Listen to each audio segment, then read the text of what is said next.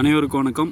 இன்றைய பதிவில் நம்ம வந்து கொடித்தொடை செடியை தான் பார்க்குறோம். அதாவது பேஷன் ஃப்ரூட். இன்னொரு பேர் வந்து தாட்புட் பழம். இதுக்கு என்னென்ன பேர் இருக்குது பார்த்தீங்களா? கேட்கவே வித்தியாசமாக இருக்குது. தாட்புட் பழம், கொடித்தொடை, இப்படி ஒரு அற்புதமான பேர் கொண்டது தான் இந்த பழம். இப்போ நம்ம பார்த்துட்டு இருக்கிறது கிட்டத்தட்ட ஒரு 7-8 மாதமான ஒரு கொடி வந்து படர்ந்து நம்மளுக்கு வந்து காய் கொடுத்துருக்கு. இந்த பழத்தில் நம்ம ஜூஸ் செஞ்சு சாப்பிட போகிறோம். நம்ம அதை பார்ப்போம் பின்னாடி. இந்த பழத்திலோட மருத்துவத்தன்மை என்ன அப்படின்னு நம்ம கேட்டிங்கன்னா, இது ரொம்ப குளிர்ச்சி தரக்கூடிய ஒரு பழம். அது வந்து புளிப்பு சுவையில் வந்து இப்போ நம்ம சாத்துக்குடி பார்த்துருப்போம், லெமன் பார்த்துருப்போம். அந்த மாதிரி புளிப்பு மாதிரி இது வந்து புளிப்பு கொண்ட ஒரு பழம் தான் அது. இதுக்கு ரொம்ப காயாக இருக்குது. இப்போது அது வந்து பழம் ஆகும்போது கொஞ்சம் வெளிர் மாதிரி ஆயிரும். அது பின்னாடி அது உள்ளே இருக்கிற சதை வந்து ரொம்ப கொஞ்சமாக தான் இருக்கும். அது கொஞ்சம் எல்லோஸியாக இருக்கும். அதை நம்ம பார்ப்போம். இதோட மருத்துவத்தன்மை அப்படின்னு நம்ம கேட்டுக்கிட்டிங்கன்னா, நம்மளோட உடம்பு குளிர்ச்சி தரது இல்லாத ரத்த அழுத்தத்தை வந்து ரொம்ப கம்மி பண்ணுது. அதே மாதிரி நம்மளோட இதயத்துக்கு, அப்புறம் நம்மளோட தூக்கம் இன்மை, அதை வந்து இன்றைக்கி நிறைய பேர் தூக்கம் இல்லாத இருக்காங்க. அவங்களுக்கு விட்டமின் ஏவும் சியும் அதில் அதிகமாக இருக்குது. கண்ணுக்கு ரொம்ப நல்லதான ஒரு பழம் தான் இந்த பழம். இந்த பழத்தை அறுக்கும்போது ரொம்ப கஷ்டப்பட்டு தான் நாங்கள் அறுத்தோம். பார்த்திங்கன்னா உள்ளே கொஞ்சம் அந்த சதைப்பகுதி கொஞ்சம் தான் இருக்குது. ஏன்னா அதோட தோலே ரொம்ப தப்பமாக இருக்குது. பார்க்கவே நல்லா வித்தியாசமாக அழகாக இருக்குது. பப்பாளி பழம் ரொம்ப பழுத்து போனால் எப்படி இருக்கும் அந்த மாதிரி இருக்குது. ஃபுல் ஜெல்லியாக இருக்குது. நம்ம இன்றைக்கி பல்பி ஜூஸ்லாம் சாப்பிடுவோம், அந்த மாதிரி இருக்குது இது பார்க்கவே. இதிலிருந்து நம்ம ஒரு பழத்துக்கு கிட்டத்தட்ட ஒரு 1 லிட்டர் அந்த அளவுக்கு நம்ம தண்ணி ஊற்றலாம். நாம் வந்து 4 பழம் போட்டிருக்கோம். இந்த பழத்தை வந்து இப்போ கையில் பிசைஞ்சு ஜூஸாகவும் எடுக்கலாம். நாங்கள் வந்து மிக்சியில் போட்டு அரைச்சி எடுத்துக்கிட்டோம்.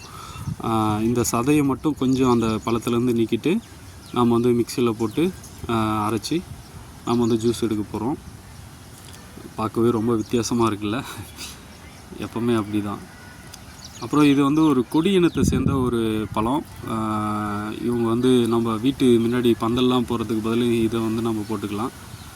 மிக்சி ரெடியாச்சு. நம்மளுக்கு வந்து பழம் இப்போது அரைக்க போகிறோம். ஃபுல்லாக எடுத்தாச்சு. ஒரு 4 பழத்தை நாங்கள் அறுத்து போட்டிருக்கோம். ரொம்ப அற்புதமாக வரப்போகுதுன்னு நினைக்கிறேன். கிடைச்சாச்சு நம்மளுக்கு தாட்புட் பழத்தோட ஜூஸ்.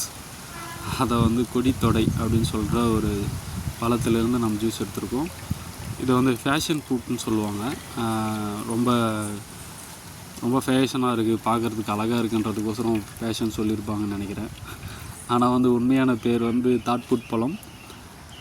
இப்போ வந்து நாங்கள் வந்து சுகர் கொஞ்சம் சேர்த்துருக்கோம். அது வந்து உங்களுக்கு விருப்பம், நாட்டு சுகரையும் யூஸ் பண்ணிக்கலாம், தென்னை சக்கரை யூஸ் பண்ணிக்கலாம். உங்களுக்கு எந்த சுகர் தேவையோ அது போட்டுக்கலாம். ஏன்னா சுவை வந்து இனிப்பு வந்து உங்கள் தேவைக்கான அளவு தான். இதில் கொஞ்சம் புளிப்பு அதிகமாக இருந்தது தான். அந்த அக்கா வீட்டில் தான் அவங்களும் குடித்தாங்க. ரொம்ப நல்லா இருக்குதுன்னு சொன்னாங்க. அதுபோக நானும் கொஞ்சம் குடித்தேன். எனக்கும் கொஞ்சம் ஒரு டம்ளர் கொடுத்தாங்க. ரொம்ப புளிப்பாக தான் இருந்தது. கொஞ்சம் புளிப்பு தான், ரொம்ப அற்புதம். அதே மாதிரி பாப்பாவுக்கும் கொடுத்தோம். பாப்பா குடிச்சிட்டு ஒரு ரியாக்ஷன். கண்டிப்பாக இந்த பழத்தை வந்து நம்ம சாப்பிட்டு நம்ம உடம்பு ஆரோக்கியமாக வச்சுப்போம். வீட்டு பக்கம் தோட்டம் எதாக இருந்தால் இதை வந்து நம்ம வளர்க்கலாம். நன்றி, வணக்கம். மீண்டும் நம்ம அடுத்த பதிவில் சந்திப்போம்.